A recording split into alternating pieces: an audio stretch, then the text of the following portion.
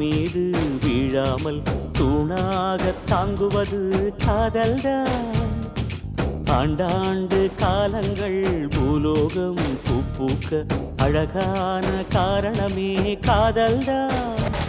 பஞ்சபூதங்கள் யாவும் காதலின் அடிமை, நாட்கள் 7 காதலின் கிழமை, 9 கோள்களும் காதலை சுற்றி வரும்.